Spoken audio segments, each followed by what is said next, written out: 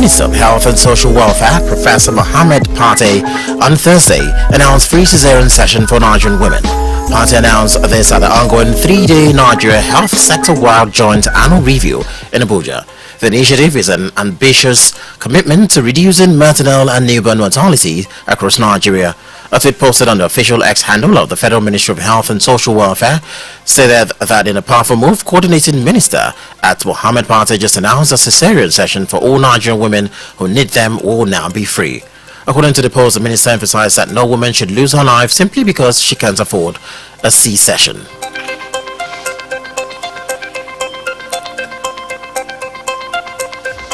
Moving on, ahead of the Ondo State governorship election, the Independent National Electoral Commission on Thursday confirmed that sensitive election materials will arrive in Akure on Tuesday.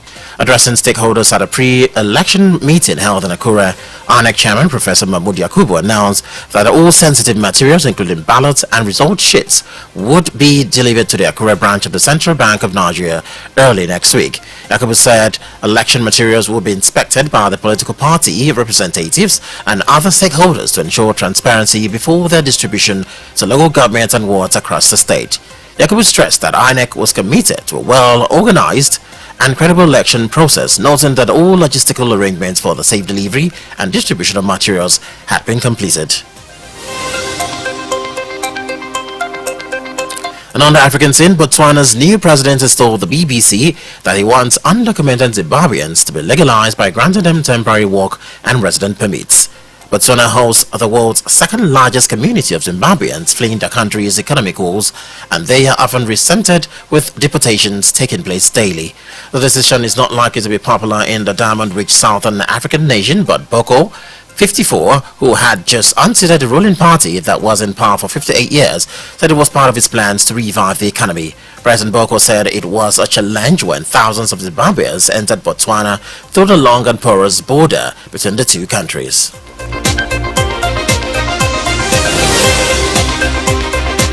And on the foreign scene,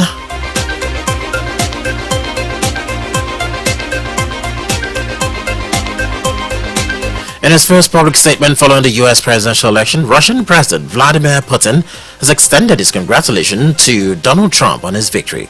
Speaking at an international forum held in Sochi, Putin expressed a willingness to work with the new American administration and indicated a hopeful outlook for future relations between the two countries.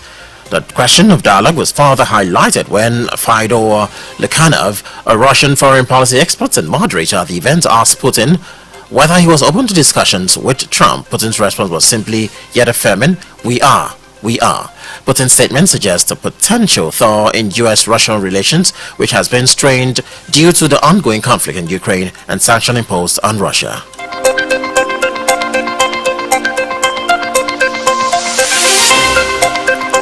North Korean troops deployed to Russia's Kursk region has fought Kyiv's forces on the battlefield. Ukrainian President Volodymyr Zelensky said on Thursday, adding that the clashes resulted in fatalities. Zelensky said 11,000 North Korean soldiers are in the region where Ukraine's 3-month military incursion into Russia territory has stalled. 11,000 North Korean soldiers or soldiers of the North Korean army are currently present on the territory of the Russian Federation and the border with Ukraine on the north of the country in the Kursk region. The New York Times reported earlier this week that a number of North Korean troops had been killed in a limited engagement with Russian and Ukrainian forces, citing senior U.S. and Ukrainian officials.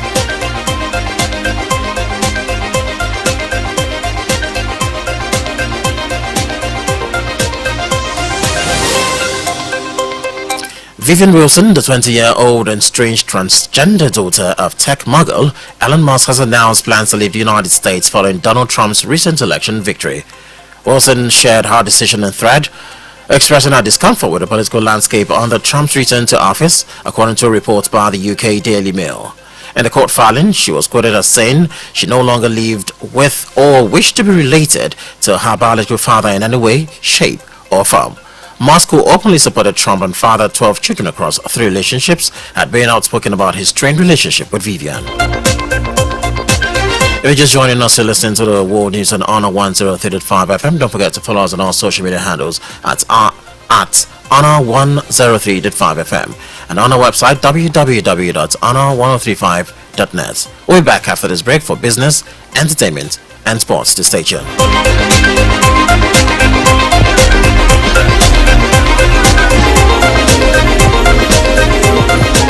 Music. The generator carry feelings, so we eat them up. Sport. Education. Culture. Impacts. Information. Varieties. Business. Entertainment.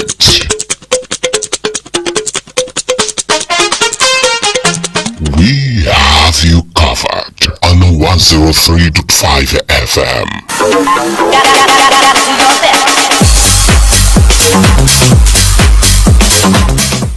News on Honor 103.5 FM. Honor FM News. Accurate, transparent, undiluted. We go deep. We bring you the news behind the news. Honor FM News. If it's new, then it's news.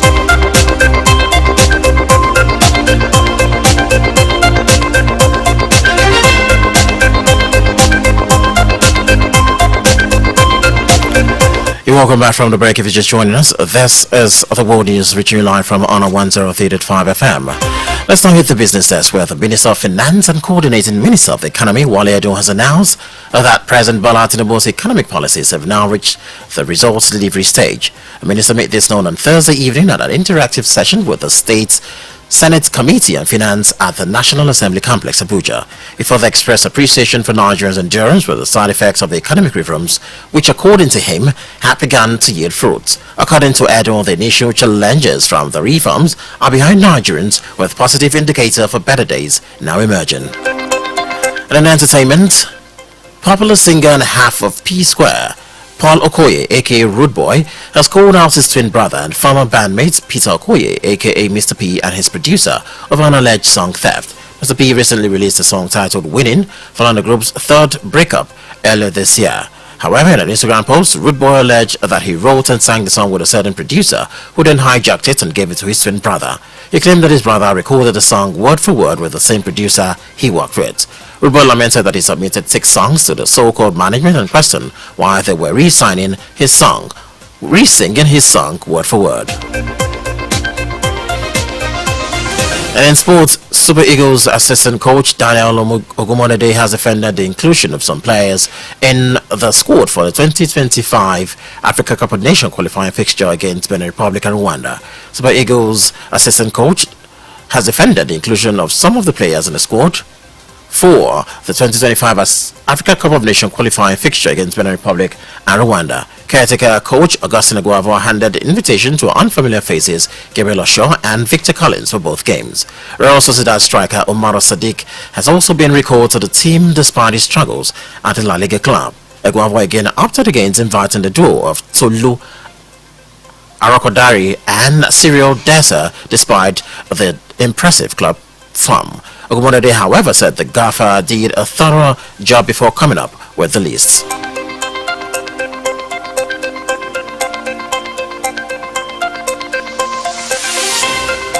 And that is on the news, was edited by Timmy Tokwadada. I am Richard Ekbo. Do have yourself a wonderful afternoon.